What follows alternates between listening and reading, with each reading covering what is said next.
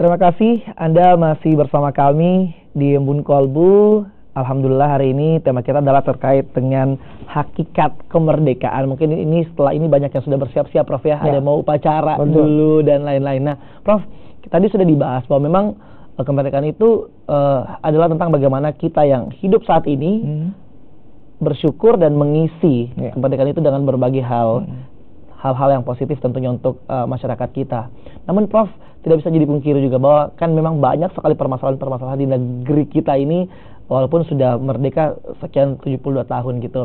Korupsi misalnya yang tidak bisa tidak diindahkan karena sering hampir tiap hari mungkin kita mendengarkan kasus korupsi. Nah, sebagai negara dengan mayoritas penduduk Islam, lalu banyak juga politisi kita yang ya ternyata walaupun yang korupsi itu tidak bisa dipungkiri juga banyak yang beragama Islam. Nah Prof, sebenarnya apa yang mungkin harusnya menjadi refleksi kita agar ya sebagai umat Muslim yang tinggal di Indonesia ini bisa terhindar dari hal-hal seperti misalnya korupsi dan hal-hal buruk lainnya Prof? Iya, jadi gini Mas Edwin, para pemirsa Kompas TV, ajaran agama manapun itu sebenarnya tidak ada yang merestui ketika kita mengambil hak orang lain, ketika kita mengambil sesuatu tidak dengan cara yang benar. Jadi dalam kaitan seperti tadi, bagaimana caranya supaya masyarakat kita khususnya yang mayoritas muslim ini sadar akan bagaimana pentingnya untuk kita mengisi kemerdekaan dengan meninggalkan hal-hal yang kemungkinan besar dapat merugikan bangsa, termasuk diantaranya siapa saja di antara kita yang melakukan korupsi percaya bahwa dia adalah mengambil hak orang lain yang justru nanti akan dia pertanggungjawabkan, belum di dunia maupun di akhirat. Tentunya itu patut untuk dibarengi dengan usaha. Jadi kalau seperti pendidikan tadi itu bisa berhasil, maka insya Allah itu bisa menghindarkan itu. Jadi orang akan sadar bahwa mengambil atau mengeksploitasi sumber daya, sumber alam yang ada di negara yang merdeka 72 tahun sekarang ini, itu adalah sesuatu yang dilarang. Kita harus mengisi kemerdekaan dengan sesuatu yang justru akan mendatangkan kesejahteraan orang banyak. Kalau ada orang, jadi memang meskipun tidak terlepas dengan keyakinan agamanya, tetapi percaya bahwa pada saat dia melakukan itu, dia tidak dalam keadaan memahami ajaran agamanya dengan baik. Karena memang tidak ada agama yang mengajarkan, nggak ada ajaran semuanya pasti untuk berbuat kebaikan. Mungkin sama aja dengan gini Prof, kan kayak sekarang ya Indonesia merdeka dan itu juga dibarengi dengan kemerdekaan kita. Semua orang merdeka untuk menyampaikan aspirasinya, boleh apa saja. Nah belakangan terjadi kan memang baik itu di media sosial, bahkan mungkin untuk di keseharian kita, akhirnya banyak orang yang terlalu mudah berpendapat ya Prof ya di masyarakat kita. Lalu kalau kita bisa mungkin memberikan satu perbandingan ya Prof ya, atau mungkin satu contoh-contoh dalam agama Islam, apakah memang ada ayat-ayat yang atau mungkin sabda-sabda Nabi yang terkait bahwa memang walaupun sekarang kita ini sudah merdeka sebenarnya, boleh menyampaikan aspirasi, namun juga tetap juga harus menjaga jangan sampai apa yang kita ucapkan, apa yang kita katakan itu bohong atau mungkin bisa menyakiti orang lain. Ya, ada nggak sih Prof? Jadi gini Mas Edwin, kalau meminta pandangan ajaran agama berkaitan dengan itu tadi, kita ramai di media ya, seringkali ya mudah itu terlalu mudah berpendapat dan akan dibaca oleh banyak orang. Ya, itu adalah kemudahan yang ditawarkan oleh teknologi. Tetapi ingat, ajaran agama kita menuntun, kan Rasul sendiri sangat akrab dengan pesan-pesan moral seperti itu.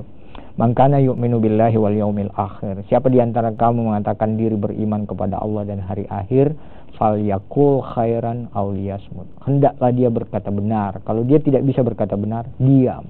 Gitu? Jadi Nabi mengajarkan etika. Jadi kalau kita tidak bisa berkata benar, diam. Kalau belum tahu dengan sebenarnya, jangan juga ikut meramaikan sesuatu yang tidak punya dasar. Akhirnya apa? Supaya ketentraman, ketertiban masyarakat ini terpelihara. Kita harus menjaga itu. Karena apa?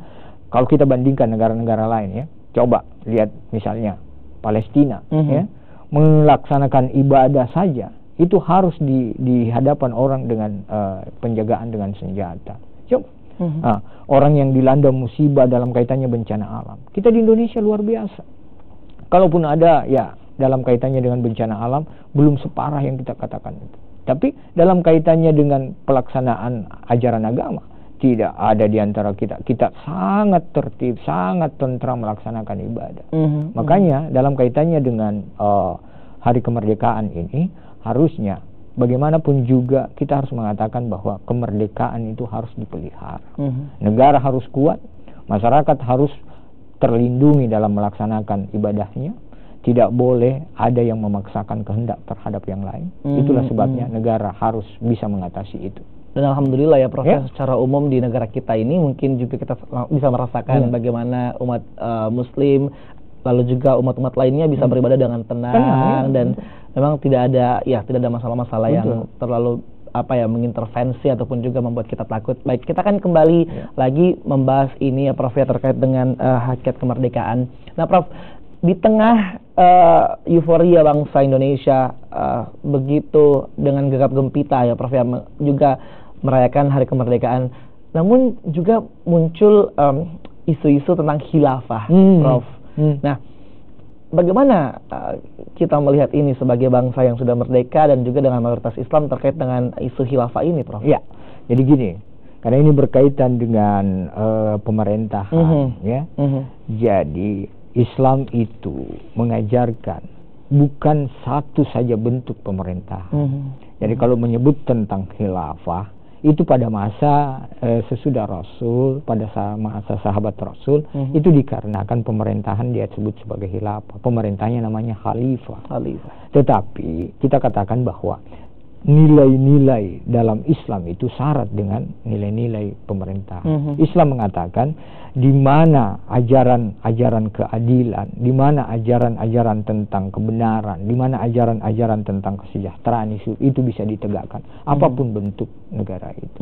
Jadi jangan kita terlalu dengan mengatakan nanti Islami kalau namanya khilafah. Enggak. Di negara yang demokratis sendiri atau yang mengusung demokrasi, kalau nilai-nilai yang seperti yang saya katakan tadi, keadilan, kebenaran, kesejahteraan itu tegak, itu kan sudah ajaran agama. Jadi dalam kaitan dengan keinginan untuk melihat seperti yang kita banyak dengarkan sekarang, seperti khilafah mana yang kita harapkan, ya. Apa kita mau, ya bukan berarti memberi contoh yang kurang bagus, karena para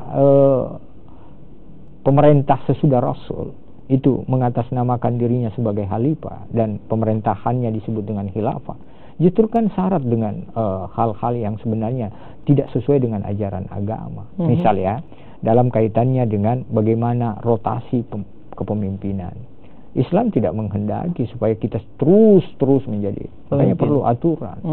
Kita Islam tidak menghendaki kita hanya memperkaya diri, yang sejahtera cuma kita. Ya, harusnya semua sejahtera. Jadi di mana nilai-nilai Islam itu bisa, nilai-nilai saya katakan tadi, keadilan, nilai-nilai kebenaran, nilai-nilai kesejahteraan itu bisa tegak, itu adalah ajaran agama. Jadi tidak boleh dengan label karena itu disebut sebagai satu model dalam pemerintahan lalu kita katakan itulah yang terbaik. Ya, tidak bisa seperti itu. Jadi Masya Allah, kalau kita sekarang di Indonesia dengan sistem pemerintahan seperti ini tuh sudah memang perlu banyak perbaikan, tapi harus menjadi pembelajaran juga mungkin ya bagi pemerintah dan juga masyarakat. Pengawasan juga Prof ya perlu ya. Baik, kita akan kembali lanjutkan lagi pembahasan kita tentang bagaimana hakikat kemerdekaan. Tetaplah di Embun Kolbu.